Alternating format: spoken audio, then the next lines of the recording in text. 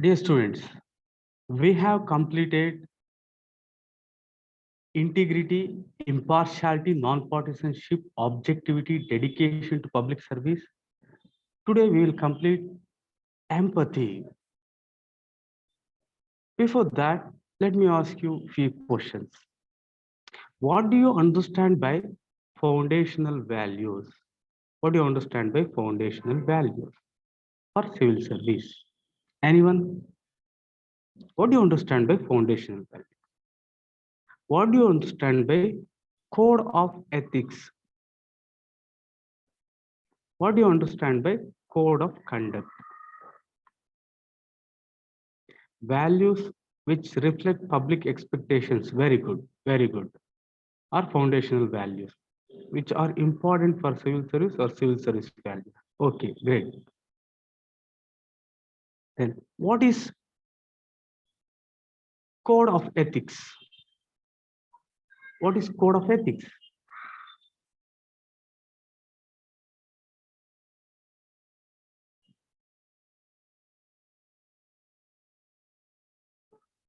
Code of ethics refers to broad principles of good behavior, gratitude, forgiveness, guiding principles for good behavior. Yes, but these are broad principles. This broad term is important. If you're missing, like it won't be the exact thing. So broad principles of good behavior. And you can also add one more, good governance, right? Broad principles of good behavior and governance. Then what is code of conduct? Code of conduct. What is code of conduct? They are precise, yes, unambiguous do's and don'ts of behavior and actions. So these are the basic things. This should be there in your mind. I'll once again take up this issue. As of now, you should have clarity of these things. And dear students, don't read anything other than what I teach with respect to these things, because the other things are very general. They are based on their common sense, their interpretation.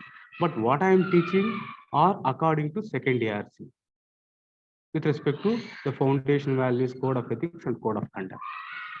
Right? Okay. Okay, we'll take up all the questions and answers later. Let's get started. Empathy towards weaker sections of the society. This is what is there in second ARC.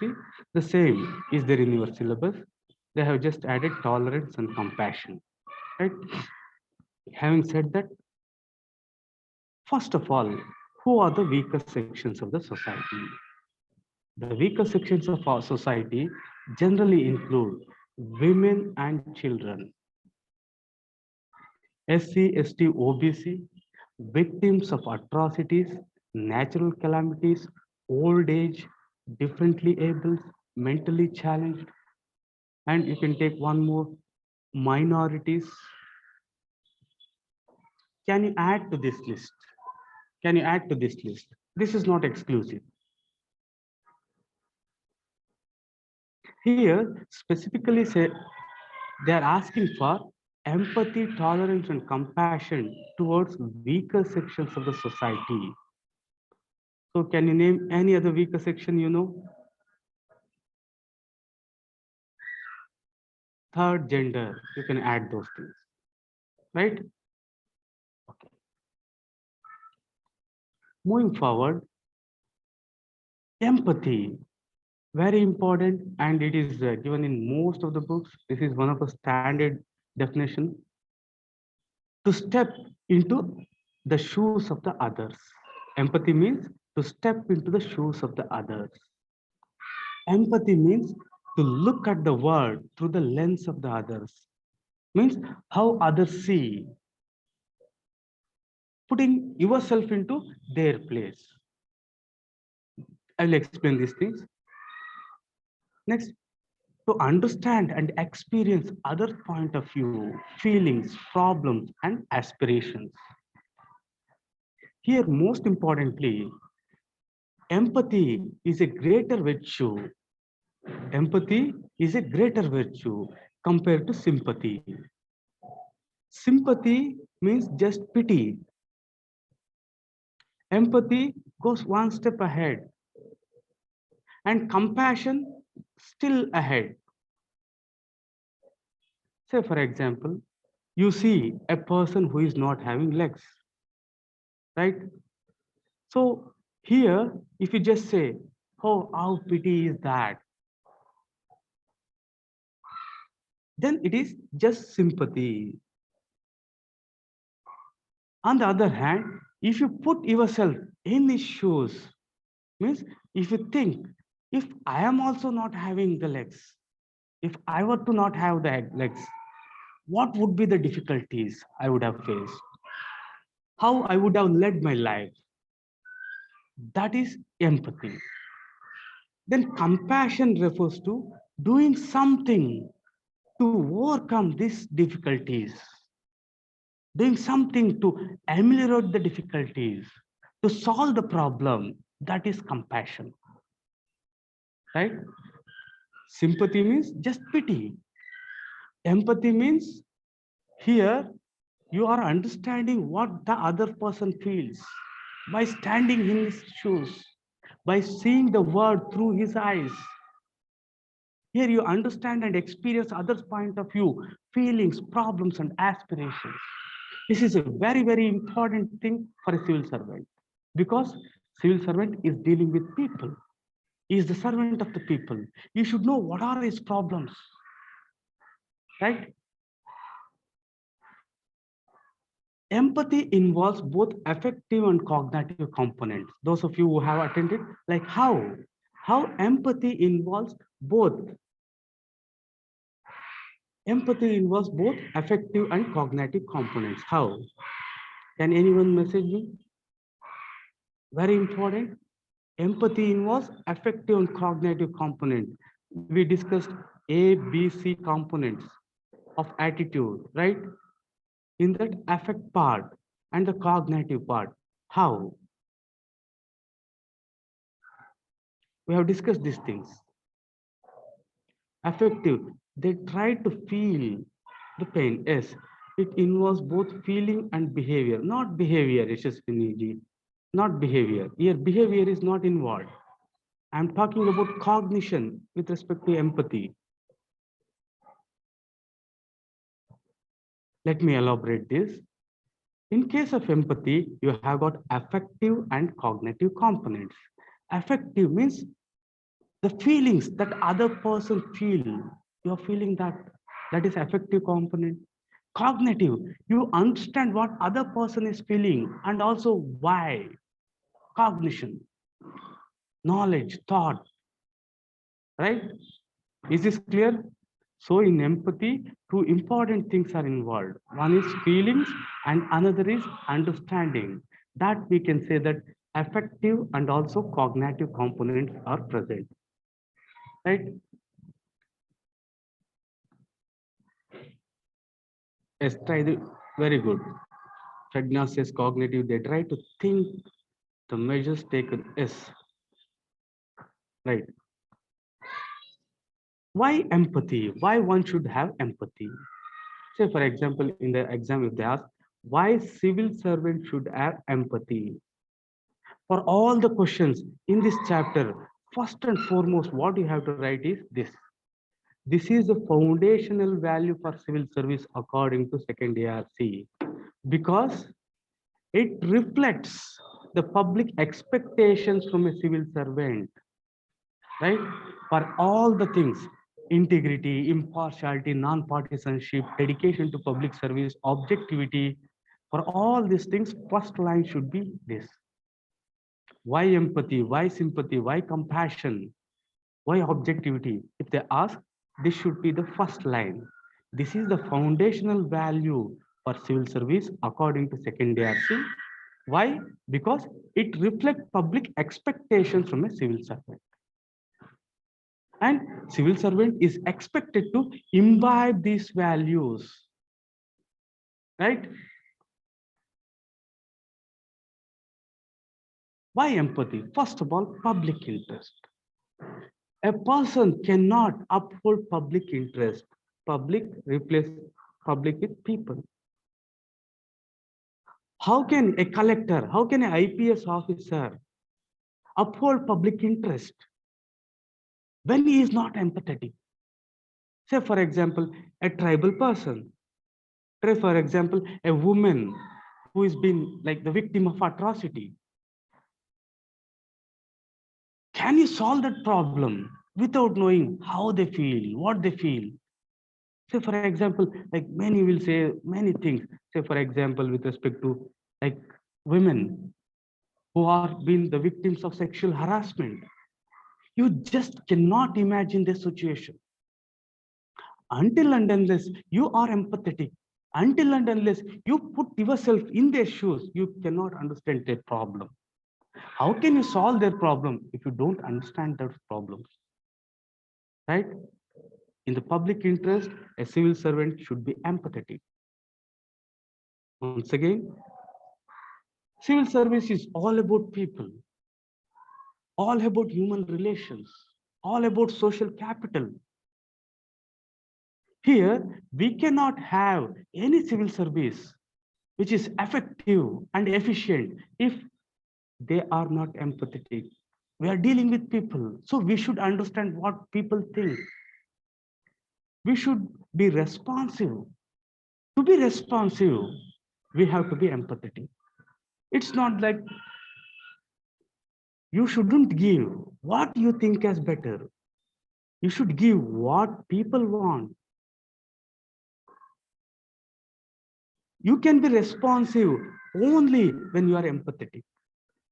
Please internalize these things.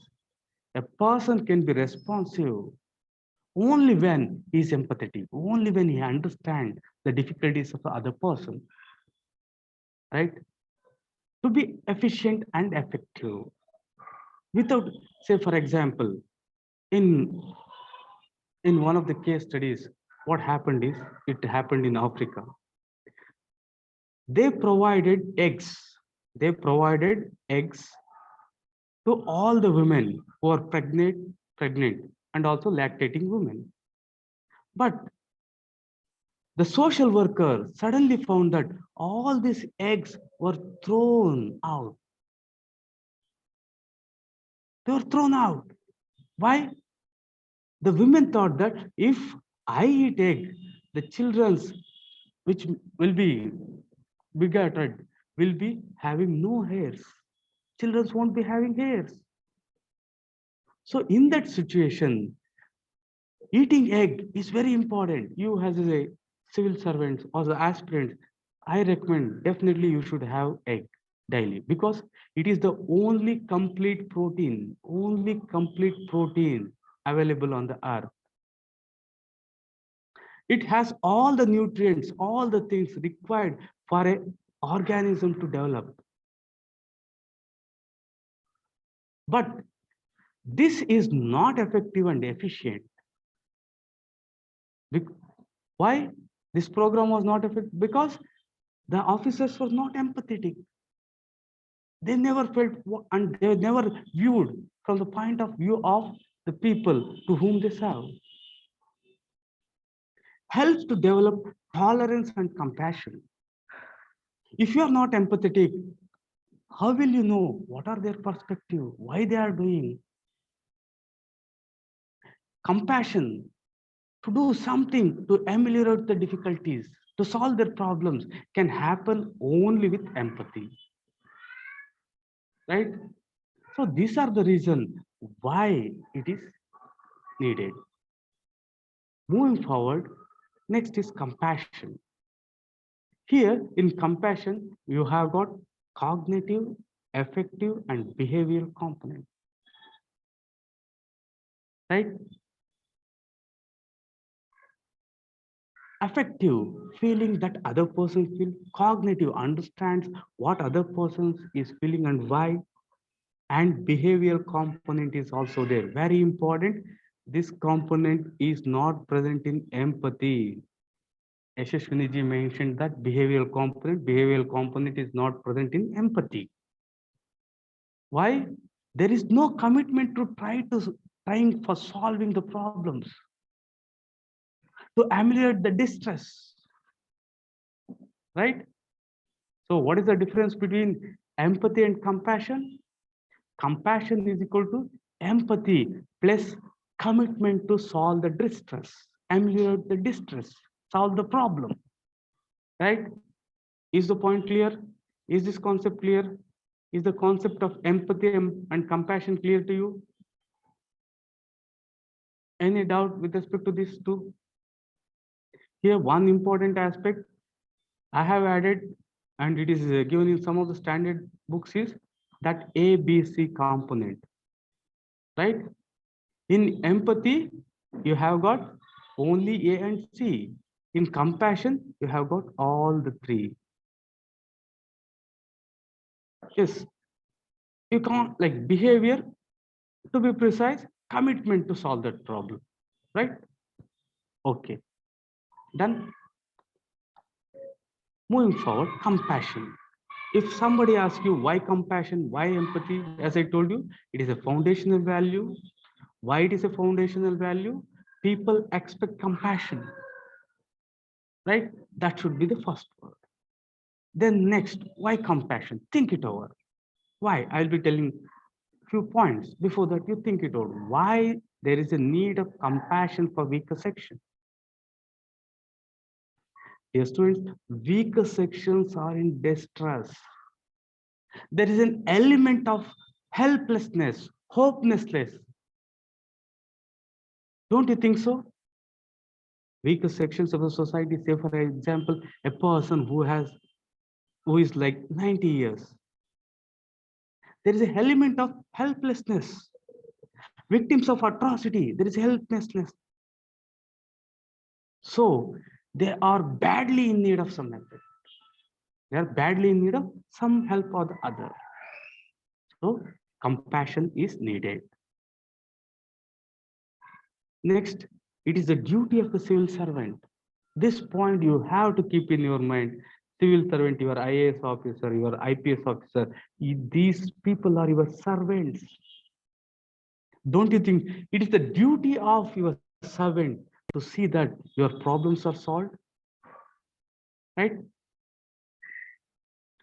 Vast majority are ignorant and illiterate in India.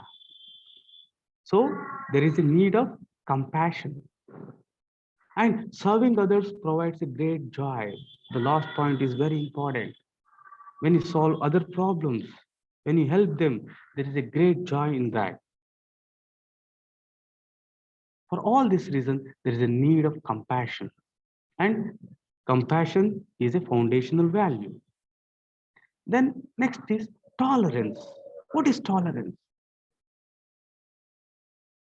Most of us are intolerant for many things. Why? Why we are intolerant? Then what is the need of tolerance? Here, a civil servant might have come from other state. Say, for example, I am from South India. If I go to Northeast, the things are pretty different. Say, for example, I as a Hindu or a strict Hindu, I won't take non-veg. If I think that all the people who eat non-veg are bad, unethical, cruel, can I serve them? No, we have to be tolerant to those things. Here, we have already explained this concept. Ethnocentrism is very, very important to be tolerant. This concept, ethnocentrism and cultural relativism. Ethnocentrism means evaluating other cultures based on your own culture, values and standards of one's own culture. Right? When I evaluate people who are eating non-veg as savage, as cruel, that is ethnocentrism. In ethnocentrism, there is an element of believing that one's own culture is superior. So when you believe that your culture is superior, then there is no empathy, right? In case of ethnocentrism, there is no empathy. Why? You are not putting yourself in other shoes. You are not seeing others' point of view, right? So ethnocentrism, no empathy. Moving forward, cultural relativism. To understand the cultural practices of other groups in its own cultural context. That is to be empathetic, right? So I think you can correlate these two. In cultural relativism, there is empathy because you are understanding the culture practices of other groups in their own cultural context. Say, for example, some people in Northeast, they may eat dogs. Eating dogs in other parts of India may be awful. When you are empathetic, you will understand these practices in their own cultural settings. Tolerance is a very, very precise definition. What is tolerance? Tolerance is harmony in difference. India is a land of diversity. We are unique. So, if you don't have tolerance, there are chances of you misunderstanding things are very, very high. What is tolerance? Tolerance is harmony, peace, indifference. This may be not only with respect to race, caste, religion, sex, or gender, age. Not only with respect to these things, many, many other things. If there is any difference and if there is harmony, then that is tolerance. Tolerance is respect, acceptance, and appreciation of the rich diversity. The dress patterns, the eating habits, the cultural practices. And at the end, it is that which makes us human, right? We are all social beings. Can you think we can be in society without tolerance? In fact, it happens. Even now in the present society, people are not tolerant when it comes to any individual. So there is an element of tolerance needed for a public servant because you'll be working in diverse settings, diverse places. Why tolerance? India is the land of diversity with subcontinental proportions. It is how India is often called a subcontinent. It has got everything. The variations, the differences, the varieties with respect to race, caste, religion, language. Say, for example, people of Northeast, almost there are no much similarities between the people of Northeast and the mainland. Their religion is different, their race is different, their language is different, they look different. Until and unless you have tolerance, you can't work there. And unity in diversity is possible only when you have got tolerance.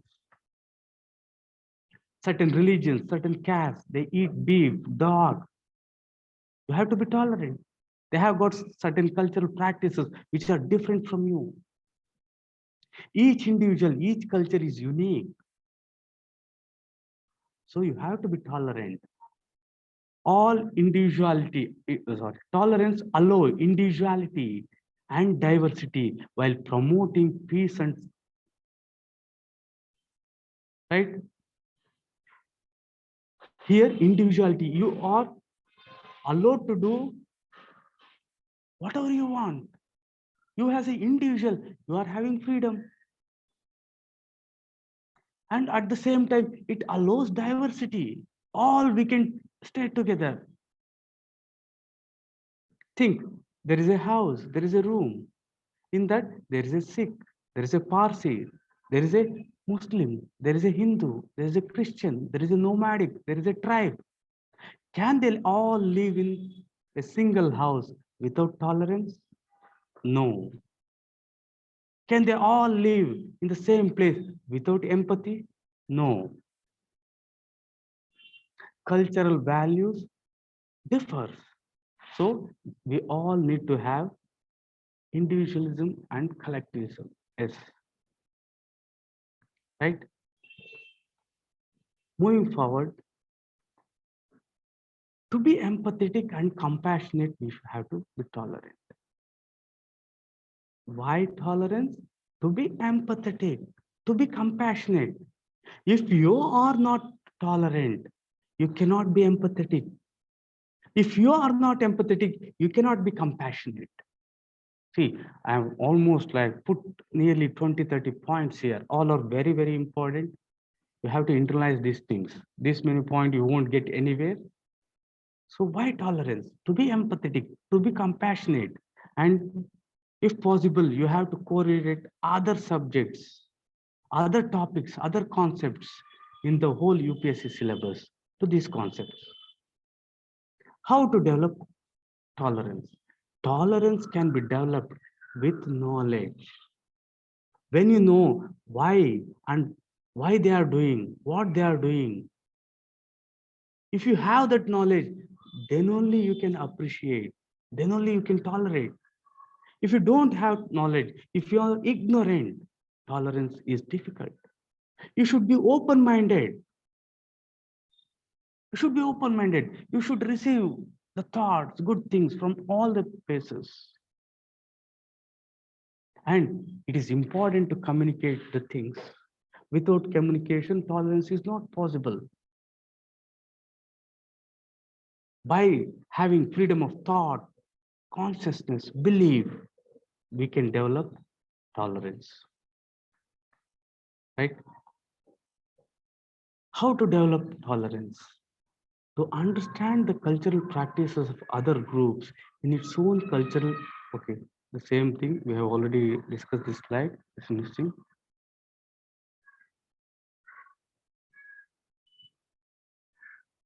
We can develop tolerance by respecting, accepting, and appreciating the diversity. That is the cultural relativism, which we have discussed. The extent of tolerance, once again, coming to the cultural relative concept, which I have discussed. To what extent one has to be tolerant? Should we be tolerant to injustice? Should we be tolerant to human rights violations? Should we be tolerant to irrational things, superstitious beliefs? Should we be tolerant to these things? The answer is clear no. We should not be tolerant to these things. Right? So here is the question. In 2018, UPSC asked, anger and intolerance are the enemies of correct understanding. Mahatma Gandhi, 150 words, 100 marks. So I have given a detailed answer for this. So you go through these things, detailed one, right? All these things, you just have go through these things once. Okay. Right? Any doubt with respect to the previous chapter?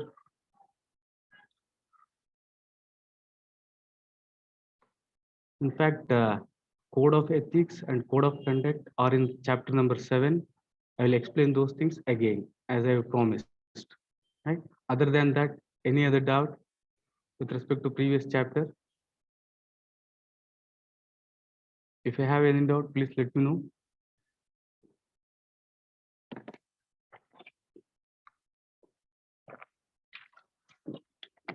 Okay, we'll move to the next chapter. Chapter number 6. Civil service values and ethics in public administration. So please tell me what are the topics in this chapter? First, I have told you to memorize the whole syllabus, especially the ethics. So what are the topics present here in chapter number 6? Please message me or The mic is open. You can just say all the things present. Anyone? There are some who are not, like they have taken an oath, like not to speak. Okay. Status and problems. Great. Next. Next, what are the things present here? So Pragna is very clever. She has just added status and problems to this. What are the other things? See, this is the first and basic thing.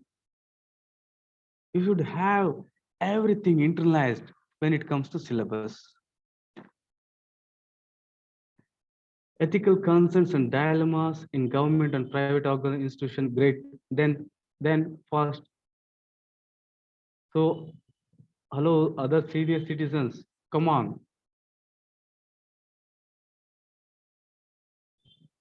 What are the other things?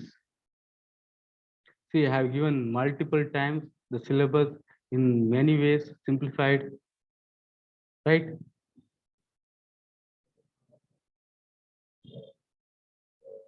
Accountability and ethical governance. Great. Bhumika, great.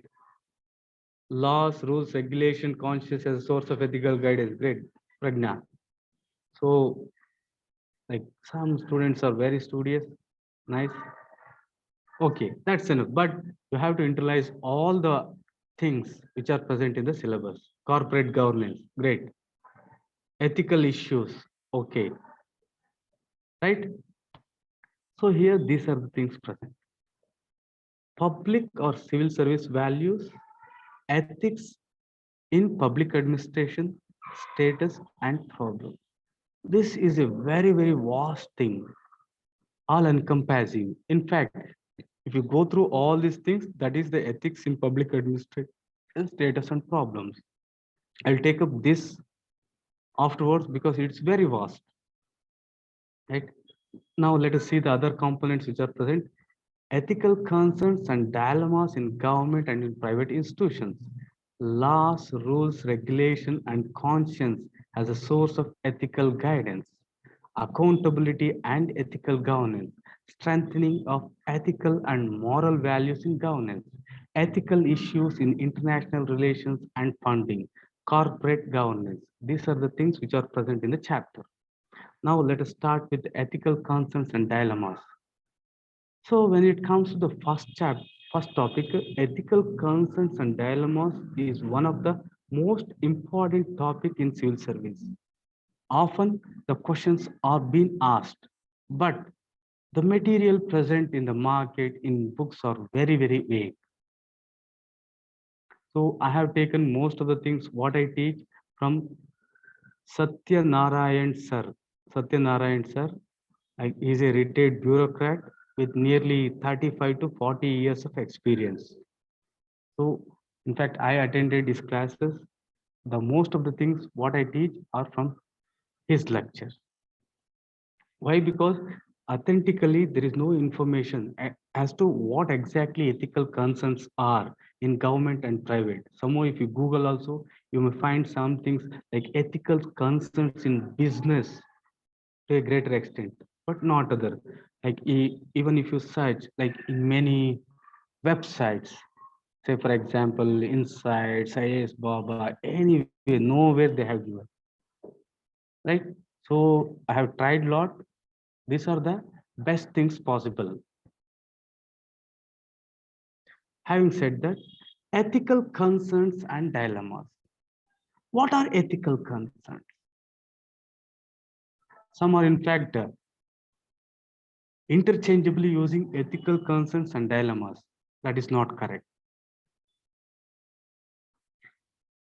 Ethical concern, ethical standards. When ethical standards are not followed, we are concerned about these ethical standards. That is ethical concern. Say, for example, law says that you have to do this, but people are not doing.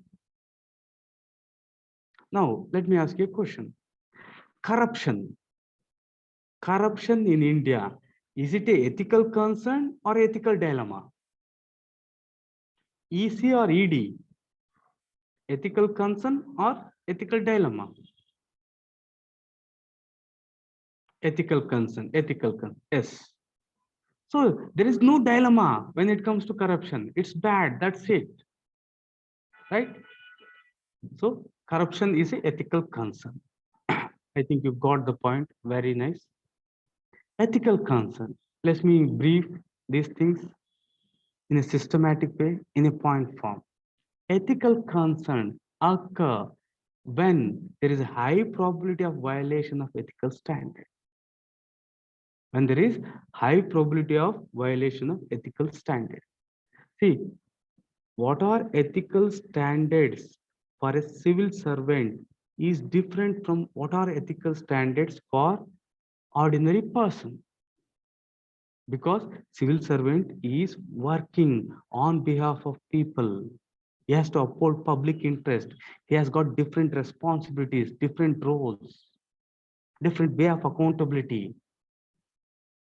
These ethical concerns occurs when there is high probability of violation of ethical standards. Since they are violated, we are concerned about these ethical standards. Ethical concerns occurs when there is a difference between reality and ideal standards. Let me give you an example. Say, for example, your code of conduct says that a civil servant cannot marry more than one spouse. Cannot marry more than one spouse. But what if the civil servant follows these laws in word, just words, but not in action? See, what is the main purpose of this? Civil servants should not have more than one spouse. This is a code of conduct. But what if civil servant is having only one wife or one husband, but he is having immoral relations with most of the men and women? Here, there is a difference between what is real and what is ideal. Right? Ethical concern is the presence of unethical aspects, even when the present standards like laws, rules, etc. indicate them to be unethical. All laws says that corruption is wrong, but even then you have corruption.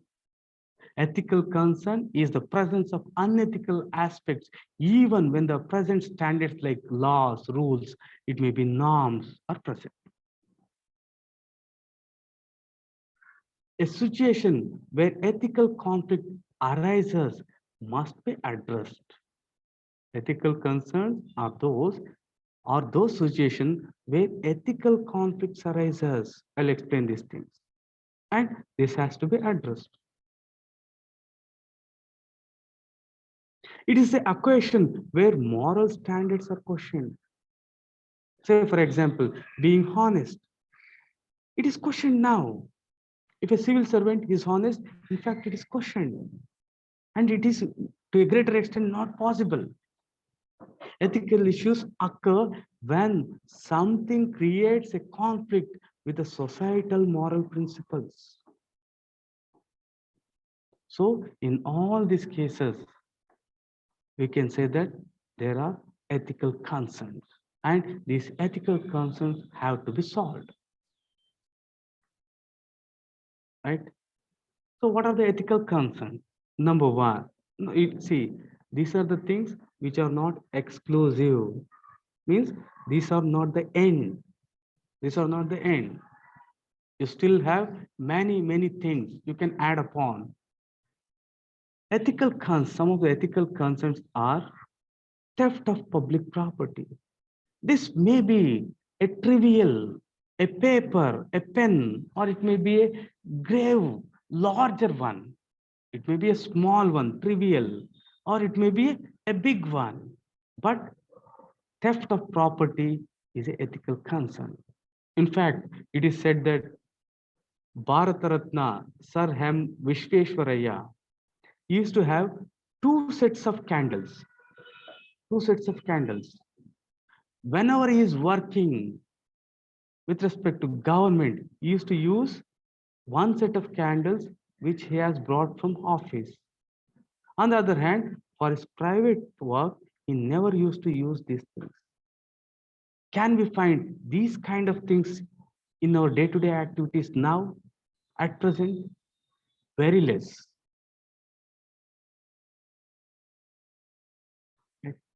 Fraud. What is fraud? Deliberately deceiving others. Next, improper use of public property, using government vehicle for personal transport. This is one of the most important aspect, and often it is present everywhere. Invariably, all the public servants are using this. One of the reasons they say is why they use government vehicle. Like some of my students who happen to be the sons and daughters of like senior bureaucrats, what they say is, sir, it's not about money. We use government vehicle for safety. Safety, because if you have a vehicle with a board police, nobody will stop you, isn't it? So they say that because they are very senior bureaucrats, for them, buying a car is not at all a problem. For them, the safety and security of their kith and kin. So they often use government vehicle because nobody will question, and they can park anywhere, they can do whatever they want. That is the reason why they use to a greater extent. Bribe, use of public authority for personal benefit. So here, very important, bribe and corruption. These are with respect to public authority, not with respect to our personal dealings. In our personal dealings, we cannot use the term to a greater extent, like corruption. We cannot use those things. Next, influence peddling. What is this? Influence peddling means actively selling one's ability to influence government decision making or government services or otherwise. I repeat, influential peddling means actively selling one's ability to influence government decision and government services. Means, say for example, I am a top cadre bureaucrat. Me influencing the decisions of the government with a vested interest, that is influential peddling. Next, conflict of interest. Conflict of interest, this occurs when public officials' private interests are such that they may influence the performance of his or her personal duties. But public official should act in public's best interest. Conflict of interest occurs when public officials' private interests are such that they may influence the performance of his or her public duties. So let me give an example for conflict of interest. Say for example, you are the chairman. You are the chairman of a interview board. Interview board. Your son has come for interview. Your son has come for interview. Don't you think here there is a conflict of interest? You are the chairman. You are the chairman. Your son or daughter has come for the interview. You are the chairman of the interview board. Don't you think there will be conflict of interest? Yes or no?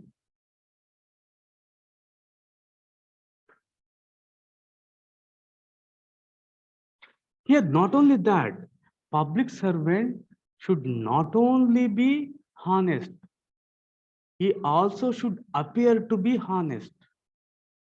To be precise, justice, it is often said, justice should not only be done, please internalize, justice should not only be done, it should also appear to be have done. What is the meaning? Say, for example, I'm the chairman of the interview board. My son or my daughter has come. I'm very impartial. I am not partisan. I am taking the decision objectively.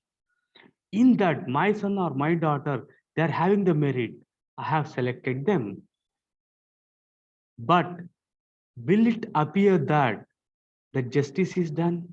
Will it appear that the things are very fair? To a person, outsider, think it over. Will it appear? No. So what is the best way? What is the best way? You have to avoid conflict of interest. Let me give another example. Conflict of interest here. You are the head of the department. You are a senior bureaucrat. You have notified a tender. In the tender, one of the people who have applied for that is a person who is having close link to you. Or say, for example, your son who is running the company has also applied here. Or you are part of a company. This company has also applied. So what to do here? How to avoid the conflict of interest? The best way to avoid conflict of interest is, first of all, you have to notify, you have to say the others that this is the exact thing which is present. See, this company is mine. First, if you openly say, that is the first step. In the other case we discussed, you are the chairman, but all the people should know that to begin with, he is the son or the daughter of your daughter. That you have to disclose. When you disclose the things, it is the first step in avoiding conflict of interest. Right? Divulging confidential information. An official gets access to confidential information and sensitive information.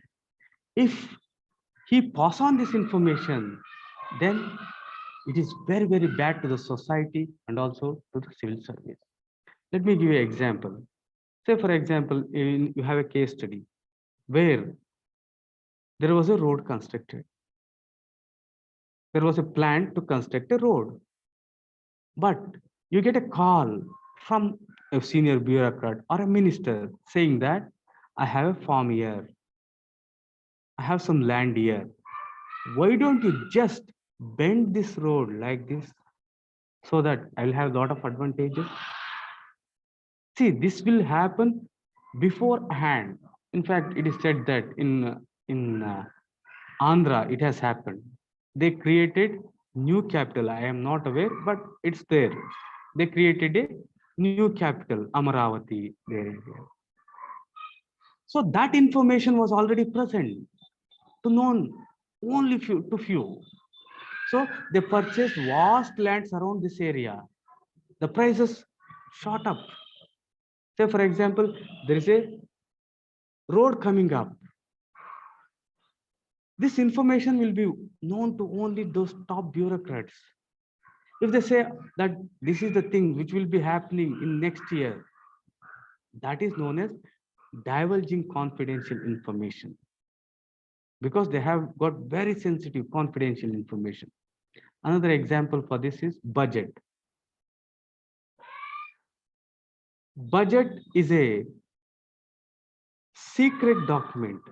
Budget is a secret document before it is presented. Means before it is presented in the parliament, no one will be having the exact idea as to what is there in the budget. Is it clear? No one will be knowing. In fact, the people who print the budget won't be allowed to go outside. Now the things have changed. We have got latest tablet form of budget, that is secondary. But in reality, what happens is, before the budget is presented, it will be in the hands of all your Ambani and Adonis. It's true. It saves them crores of amount of money, crores of money. Say, for example, budget process, it takes long time. It takes many months. Beforehand, Say, for example, 3 to 4 months before what will happen if Ambanis know the things. Don't feel they will benefit a lot. Don't think about that day, just that day. They will be having information well beforehand. Right? Improper conduct for post-employment. This is one of the grave concerns. All the civil servants are joining to politics. All the civil servants are getting very higher positions in most of the corporate things. Say, for example, a police officer. You will be given the top hierarchy position in a company with respect to security issues. Improper conduct for post-employment means after his retirement, he want to align with someone.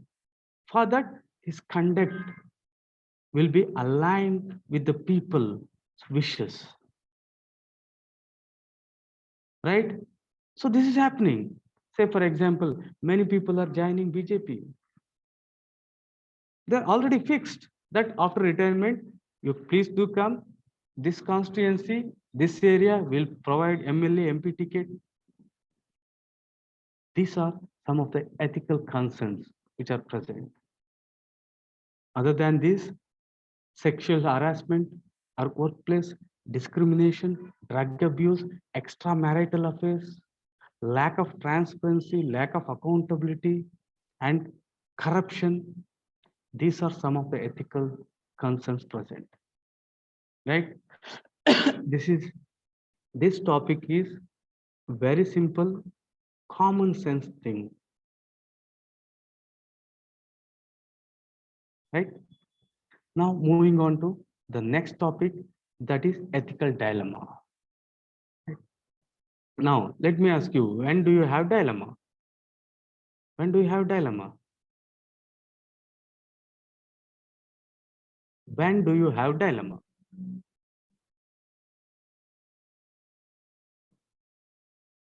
Two or more options. Okay, great. When we have a decision to make, great. When we have clash with our beliefs, when we have clash with our beliefs, may not be Pragna. You're wrong this time. Why?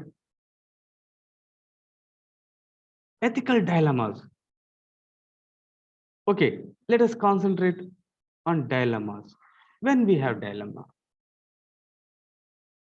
see, often those you are all young boys and girls, when you go for looking for matches, often you have this dilemma, difficulty to choose. Why difficulty to choose, Yashaswini madam? Why? Why it is difficult to choose? Yes, both are equally important or both have the same advantage and same disadvantage. Say here, you are looking for matches. Here you have got two options.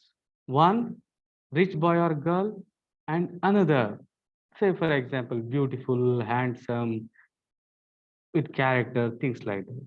Here, once again, you are in dilemma. Yes, this is true, it happens. So ethical dilemma. An ethical dilemma is a situation in which a person has to choose between two options. Most important, here you have to make a decision. That is the thing. See, if you are in a position that there is no need to make any decision, then there is no dilemma at all. Is the point clear? He has to choose between the options. That is compulsory. So that is the reason he is having dilemma. If there is no need of making any choice, any decision, then no dilemma at all. Is the point clear? Ethical dilemmas arises only when you have to take the step. You have to make a decision.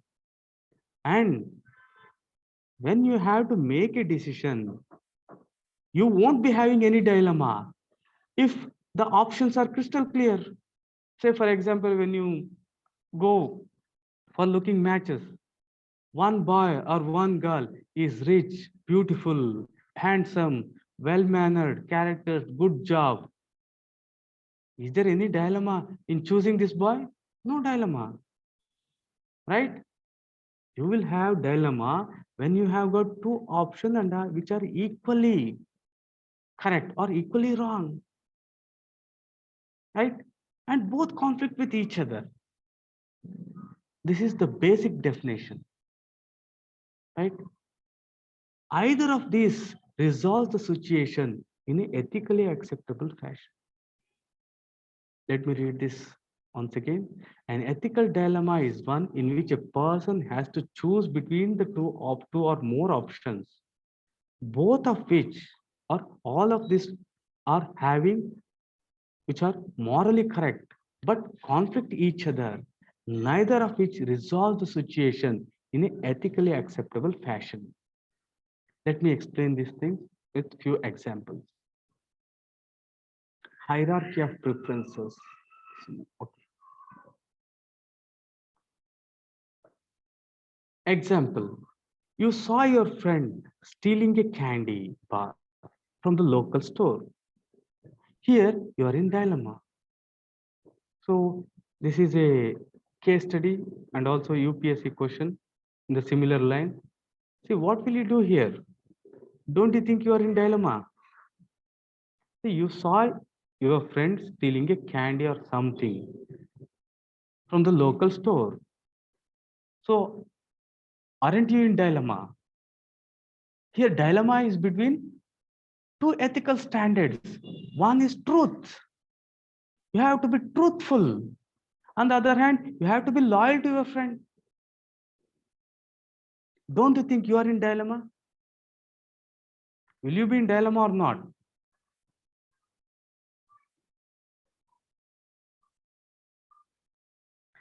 If you are in dilemma, then is your good friend. See here also, there won't be any dilemma if you think that there is no need for truth. There is no need for truth. If you feel like that, there is no dilemma. You just, in fact, when he's stealing, you'll go and cover him so that others won't see. Yes, it's wrong to steal, but he's your good friend. Not only like now, leave apart your friend. Put your brother, your sister, your father, mother there. Say, for example, your father picked something, your mother picked something. Will you go to the shopkeeper and say, my mother, my father, my brother has done? No, right?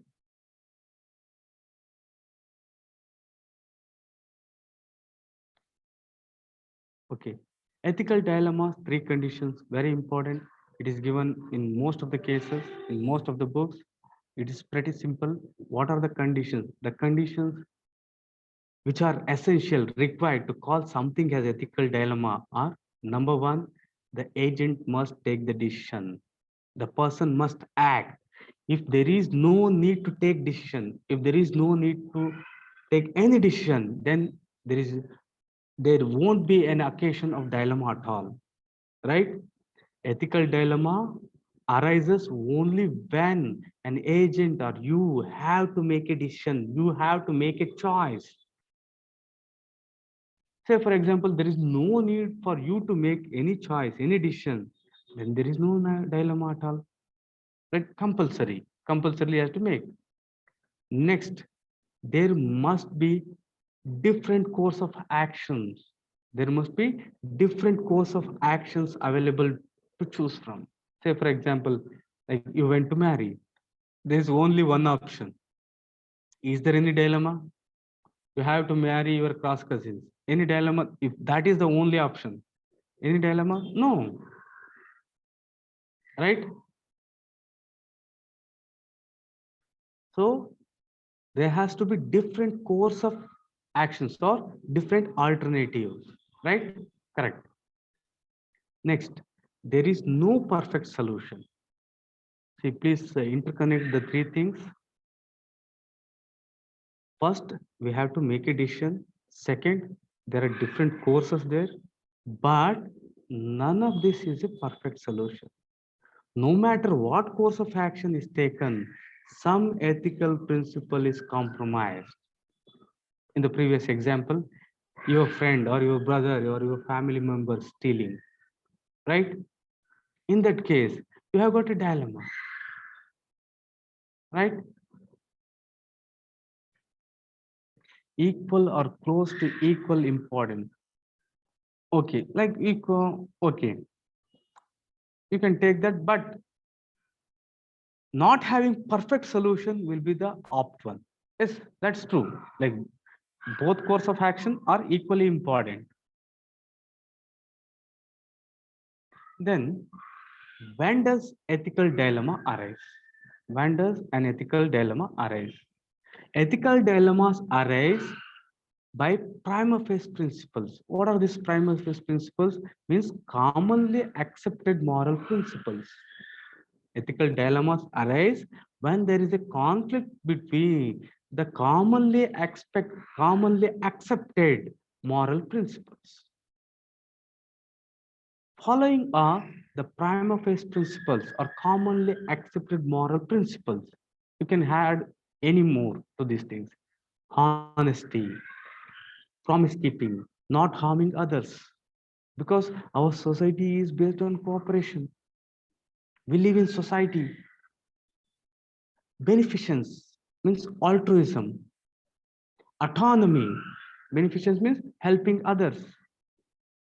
Autonomy, freedom, liberty, equality, justice, moral rules should be universally accepted.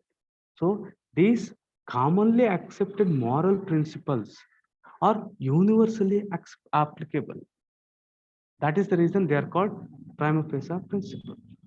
When there is a conflict between these two, then there is ethical dilemma. Let me explain this with a simple example. Say, for example, right versus right. Bystander, you're a bystander, you're just standing. Innocent man is trying to escape. You're just standing. Innocent man is trying to escape from thugs or rowdy elements. And he just hides in a place. You know that he is an innocent man. And you know that these are bad people. Here, once again, there is a conflict. Right versus wrong. Right versus right. Because honesty, you have to be honest. These two things.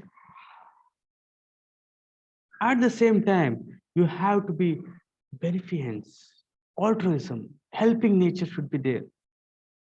If you tell the truth, if you tell the truth, these people will catch him. So there is no beneficence, there is no altruism. If you don't tell the truth, you are dishonest.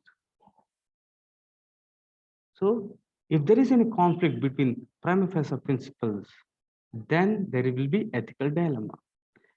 The second case, when a single principle is involved and only one principle is involved, then also we can have ethical dilemmas.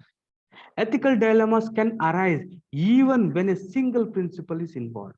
Example, two persons are badly hurt, but the medicine available is to save only one. Two are badly hurt, but the medicine available is to save only one. What will you do? Like you can't say like 50-50, I'll give 50-50, not possible. What you will do at that time? You will be in dilemma as to whom you have to save, right? Similarly, personal cost ethical dilemmas. Compliance with ethical conduct results in significant personal cost. In most of the standard books, they say that this is an ethical dilemma, but in fact, it is wrong. See, when you are a civil servant, when you have to follow the ethical standards of the society, if there is a conflict with your personal things, then it is not the dilemma at all. Taking money, taking bribe, definitely you will be having self-interest. It is in your own good. And this is no dilemma at all. According to me, no dilemma. Compliance with the ethical conduct results in significant personal cost. In this case, there shouldn't be any dilemma at all. Right?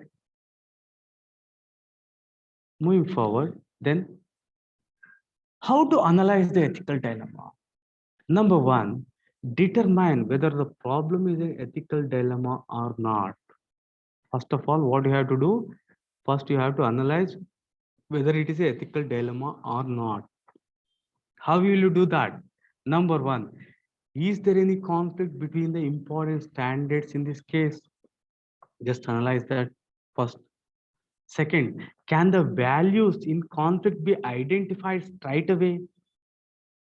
Or is it necessary to carry out further analysis to find them? Next, is it necessary to make quantitative study to determine the values which need priority? I repeat, these are self-explanatory. How to analyze, how to solve the ethical dilemma? Number one, first determine whether it is a ethical dilemma or not. How? This you can make out first by identifying some of the important things. First, is there any conflict between the important standards? In the first case, as we saw, like honesty and being altruistic.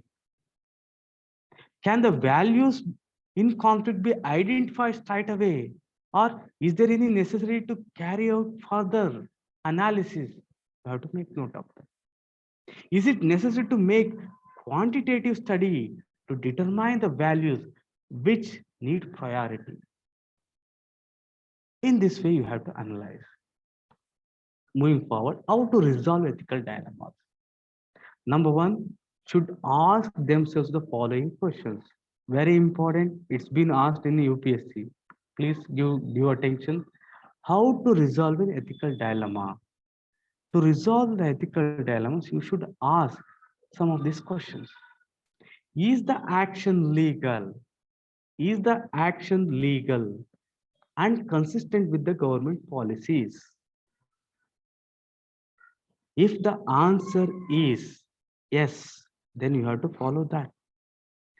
Then, is the action in line with my agency's goals and code of conduct? Agency's goals means department goals and the code of conduct. See, first we took up the broader thing. Next, we took up the agency goals. Next, do I think it's the right thing to do? You have to question yourself. Next, what will be the outcomes for my agency, my department, my colleagues and other parties and me? Can I justify doing that? You have done something. Can I justify afterwards? Ask this question. What could happen if the action was publicly scrutinized? If others come to know what you have done, can you justify publicly? What will happen if you are publicly scrutinized? Discuss the matter with your trusted colleagues, superiors, and friends. This is one of the most important things often overlooked. So this is to a greater extent covers all the point as to how to resolve the ethical dilemma. Okay. Moving forward, ethical dilemmas in government. What are the ethical dilemmas you face in government? Anyone?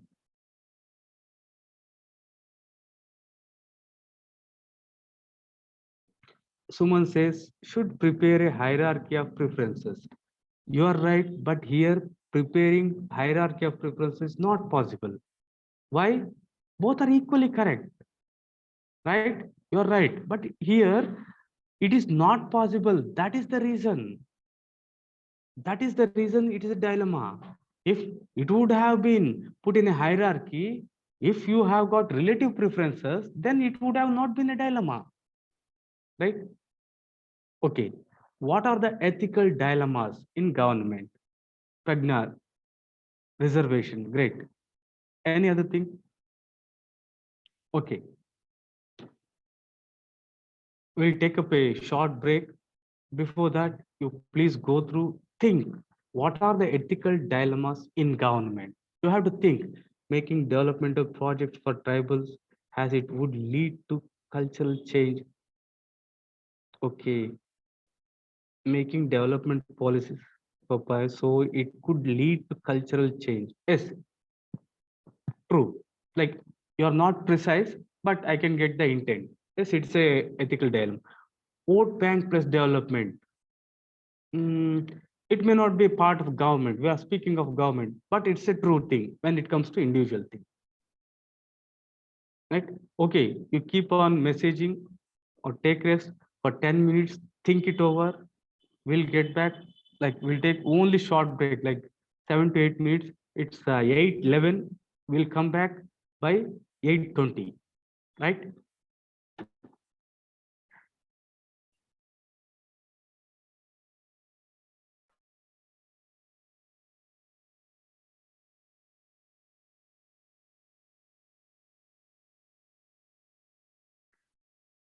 Dear students, welcome back. Vote bank and development, Suman. Okay. Then when the government take a decision on the above things, okay. Nepotism, ethical dilemma. Nepotism is not ethical dilemma. Nepotism should not be there. So, see, if there is something like absolutely wrong, then there cannot be ethical dilemma. Say, for example, if you take money, you will be benefited at the cost of the public interest. So here there should not be any ethical dilemma at all. Because whether to be corrupt or not is not a dilemma. It should not be. Nepotism is a form of corruption. So it cannot be. Right? Okay. Let us continue. Superior direction versus public good, communal violence and constitution. Very important. See, this often happens. In most of the case studies, we find that. As you are aware, civil service is run through bureaucracy. One of the important characteristics of bureaucracy is hierarchy. What is hierarchy? Anyone? What is hierarchy? What is hierarchy? I have explained this. Just 2 words for that. Each subordinate is under the direct control. Different levels of authority. Great. But that may not be the exact word. Subordinate under direct control. You have lost one more word. Direct control and supervision. Each subordinate is under the direct control and supervision of the superior. Here, in most of the cases, here superior, in case if they ask you to do something which is against constitution, then definitely there will be a dilemma, because as a rule, you have to follow the instructions from the superior. In this case, in fact, you can directly say that, no, I won't follow, because it is against constitution. But you will be in dilemma, because you are bound to follow the rules and regulations. In them, they explicitly say that you have to carry and obey the superior. Next, secrecy versus transparency. This is one of the most important aspects. Civil servant is the servant of people. Take the example. Say you are in a house. You are the master.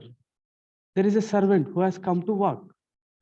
Can this worker do the things opaquely, that is without transparency? Say, for example, if you ask him to clean or anything like that, if he says that, no, I won't clean in front of you, I will lock the room and I'll clean there. No. At the same time, in the national interest, there is a need of secrecy also. One important aspect here is file noting. Here, here both the things are in conflict. How? Let me just explain what is file noting. File noting is when file noting means there are usually short handwritten observations by the bureaucrats on the contents of the documents as it moves up the chain of the command. Means chain of command is your hierarchy. File noting indicates the thought process within the government.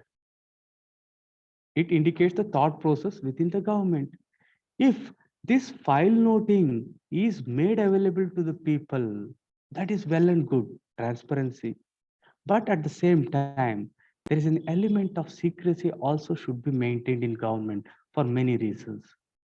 If this secrecy is in the public good, then only we can follow these things.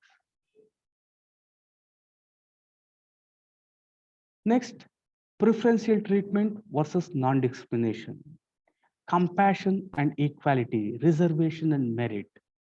Here, reservation is a preferential treatment. It leads to discrimination. When you have to be compassionate for weaker section, then you have to show a preferential treatment. So there will be an ethical dilemma. Then honesty versus efficiency. In most of the cases, because of the bureaucratic structure, we are bound to follow the rules and regulations. In many cases, following the rules and regulations may not be effective, may not be efficient. In these cases also, you will be in dilemma. Next, crime prevention policies versus liberty. See, this is one of the most happening topic. Liberty, privacy, right to privacy is one of the greatest virtues. At the same time, prevention of crime is also equally important. In this case, we will be having dilemma as to what extent the liberty should be given. Next, domestic security policy versus information sharing, confidentiality, privacy, civil liberties, phone tapping. In all these cases, government will be in dilemma as to what to do. When it comes to private institution, it's a different scenario. Here, the things are pretty simple, pretty easy, clear cut. It's not like in government, because the primary motive of any private organization is profit. But they also have got the responsibility for the people, for the nation. Number one, profit versus social responsibility. How is this? If you increase the price, you'll be having profit. At the same time, you also have the social responsibility, concern for society. Next, business versus social responsibility. It comes especially with respect to sin industries. Here, there is a concept known as ethics in business versus business ethics. Please try to elaborate this. Ethics in business versus business ethics. Business ethics says that do whatever you want to get the profit, because that is their business. Second ARC says that there should be ethics in all the business. Take the example of sin industries. They want profit. At the same time, sin industries means, say for example, tobacco, alcohol. In these cases, by selling these things, definitely they will be getting profit. But what about the social responsibility? it is compromised, right? Similarly, profit versus welfare of workers. If you increase the profit, the welfare of the workers may go down. Next, automation and employment. If you increase the automation, employment will decrease. Promoters versus shareholders.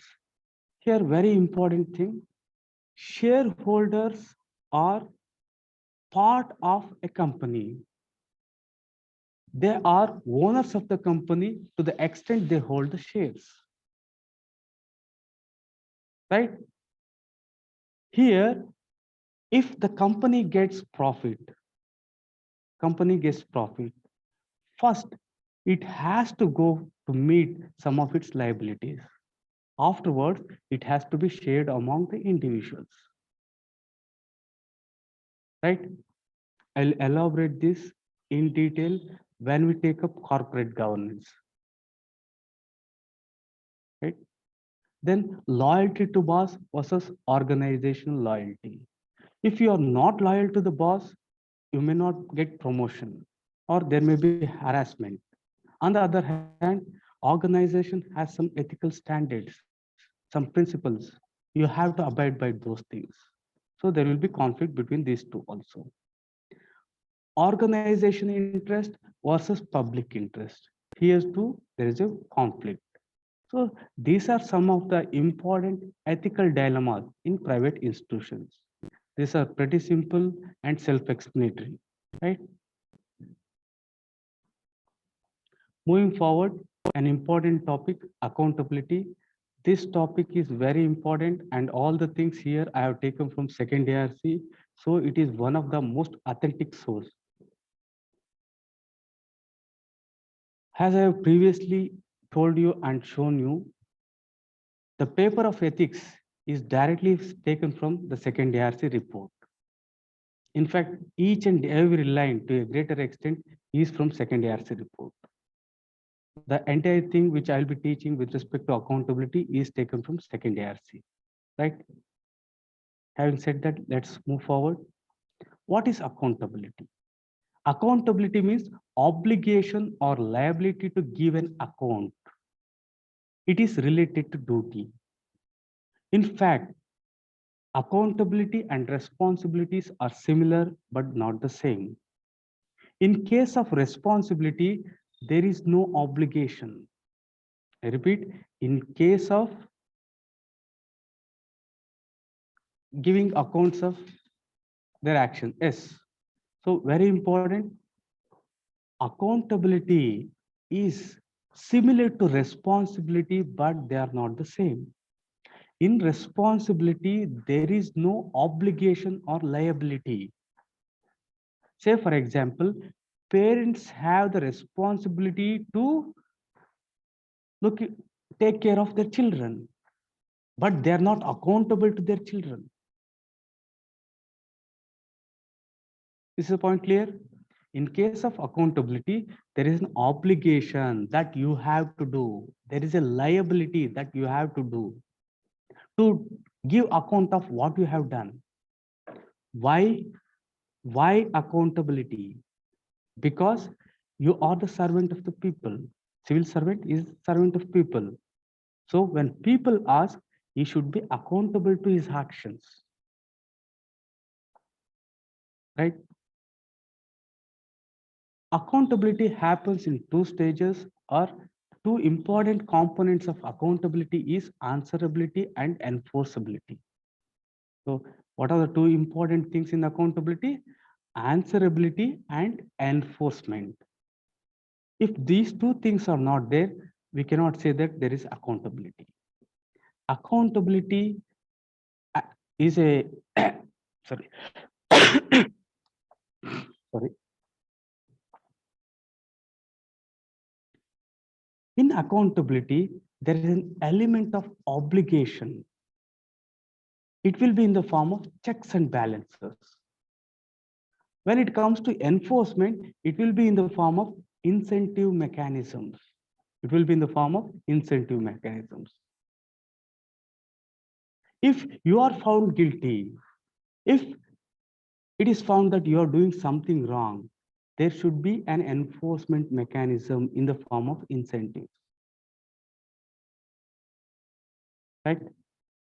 Moving forward, accountability mechanisms, the same here, which I have explained, will be in the form of checks and balances and incentive mechanisms. Let me explain these things. Checks and balances leads to answerability, whereas incentive mechanisms leads to enforcement. How? If you have done correct, then reward. If you have done wrong, punishment. These are the two mechanisms which promote accountability according to second ARC report. Right? Moving forward, ensuring accountability of a civil servant is difficult. Why? This question is directly from second ARC. Why ensuring accountability of a civil servant is difficult? Any answer here?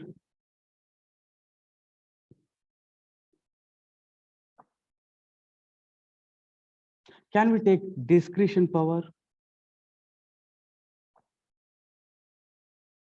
Since the top hierarchy bureaucrats have discretionary powers, enforcing accountability is difficult to a greater extent. Right? What are the other reasons?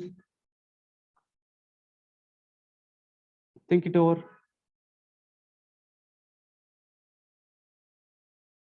Number one, there is diffusion of responsibility and authority. Means authority and responsibility are not in one place. They are diffused throughout the system. Since responsibility and authority are diffused, it is difficult to pinpoint exactly what has to be done. When it is difficult to pinpoint, then it is difficult to hold anyone accountable. Next, lack of linkage between authority and accountability. Let me give you an example. Say, for example, when it comes to giving shooting orders, IPS is not having that authority. An IAS officer is having.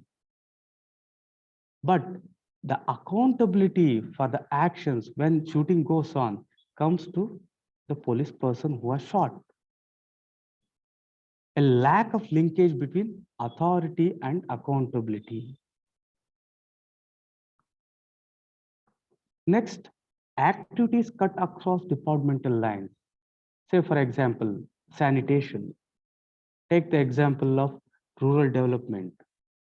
All these things comes under many ministries like social welfare, women and children, tribal welfare, SC/ST welfare.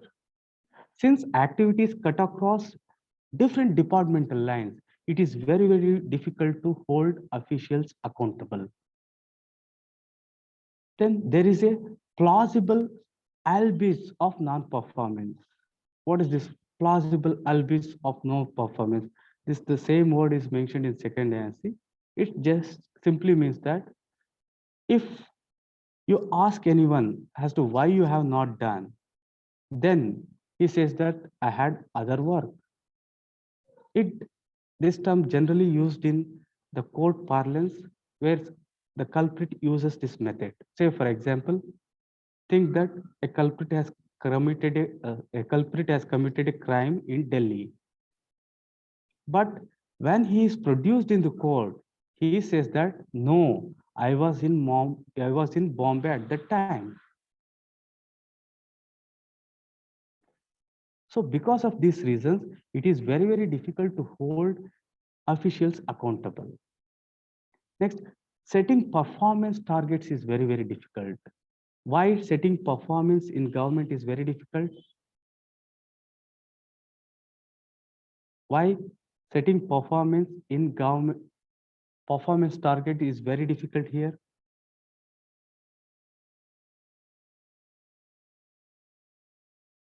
In case of private organization, setting performance target is very, very easy. Why? The only motive is profit. Here, when it comes to civil service, when it comes to governance, profit is not the only motive. The main motive is public interest, public welfare. The outcomes, the effectiveness and efficiency does matter. Assessment of performance is complicated because here the target, the outcomes, the results are entirely different. Private organization is entirely different from public organization. Here there is external financial control. Here we have got reptapism. Because of these things, assessment of performance is complicated in government services. Then coming to the most important thing, accountability mechanisms. What are the accountability mechanisms present? Checks and balances and incentive mechanisms has been discussed. Here, if you do good, then you will be rewarded. If you are not doing good, you will be punished. Let us see how these things work. According to second ARC, the accountability mechanisms are two types in broad. One is within the state here, horizontal. Second, outside the state, vertical. How and why horizontal and vertical? You'll understand these things when I explain these things completely. So please keep in mind, within the state is said to be horizontal and outside the state is said to be vertical. Let us take one by one. Horizontal accountability. In this, number one, external or outside. In horizontal accountability, number one is external or outside the executive. Why it is said to be external? Because it is the executive who is implementing all the things. Is the point clear? It is the executive who is executing all the things. If the accountability mechanisms are present outside the executive, then it is said to be external. Example, Parliament, Judiciary, Lokayukta, CAG, Controller and Auditor General, CVC, right? Why these are said to be external? These are outside. Parliament also has accountability mechanisms, Judiciary, Lokayukta, CAG, CVC. Then coming to the next thing within the horizontal, that is the internal, that is within the executive. Here too, we have got different mechanisms. Number one is here, superior officers. Superior officers can hold the subordinates accountable through rewards and punishment, disciplinary procedures, performance management systems. This is internal, this is within the executive, means these are executive. Not only that, your CBI, police, vigilance, they all come under executive. And internal audit mechanism. This is the one which is present in every department. In all the department, there will be internal audit. Then grievance redressal mechanisms. All these things are within the executive, right? Moving forward, outside the state. Outside the state, it is said to be vertical. What are the things which are present outside the state? Here, high effectiveness. The mechanisms which are very, very effective. What are they? Election. Every year, every 5 years, we have got election. Here, the things are pretty simple. If the government is not working, if they are not accountable, the people will just change. And Right to Information Act, very important. It is in fact said to be the one act which leads the whole population from darkness to light.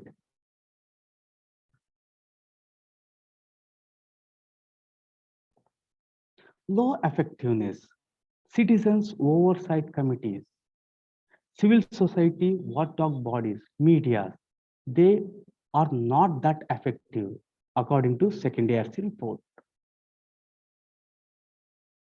Next, low to medium effectiveness, service delivery surveys and citizen charter.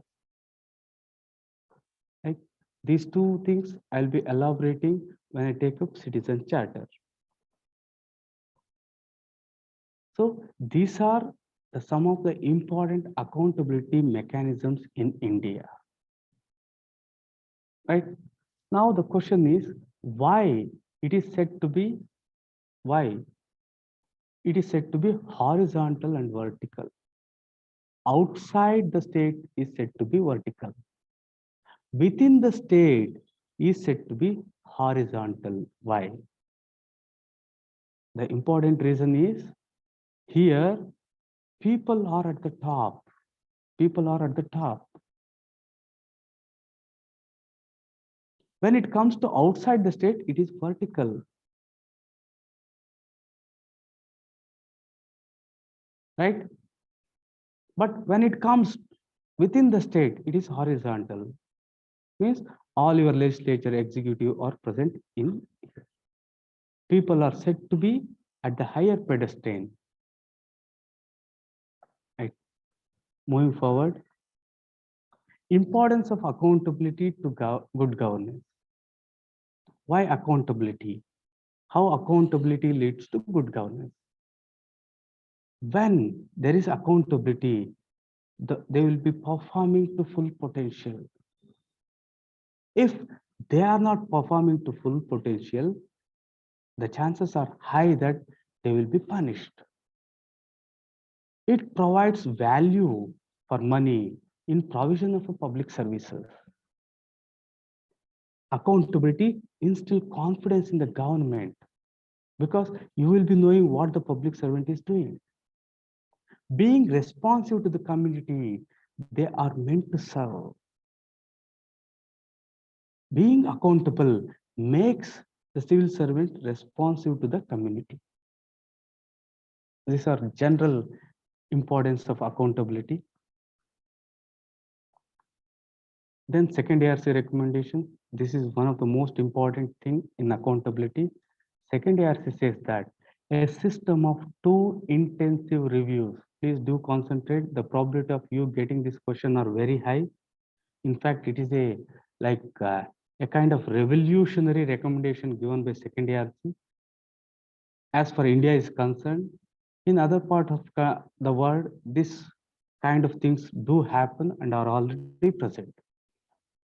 According to second ARC, a system of 2 incentive reviews should be there.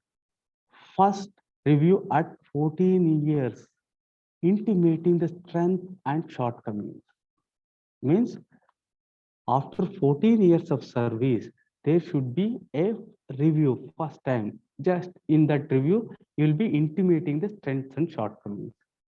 Means if you join in 2020, after 14 years, that is by 2034, there will be review where they won't take any action, but they will say what is good in you, what is bad in you, strengths and shortcomings.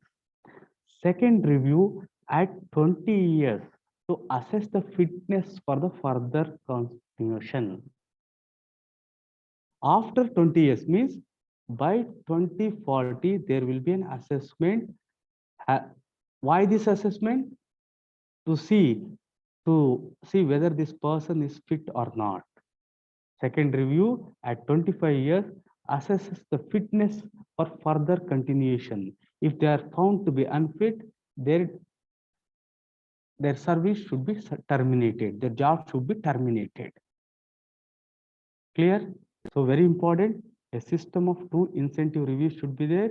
In first case, after 14 years, you intimate them what are your strengths, what is good in you, what is bad in you, what are the shortcomings. Second review at 20 years to assess the fitness for future continuation. For new appointment, period of employment should be 20 years. If this is accepted by the government, in all the future employment, only 20 years will be the tenure of all the civil servants. So second ARC says that this is one of the most important things. If these things are followed, then there will be a greater chances of accountability, right? So these are some of the important points.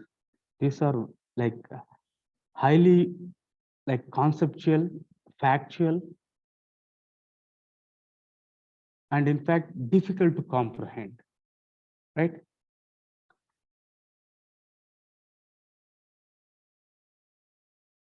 State, here you take this as a government. No, you can just take as government here,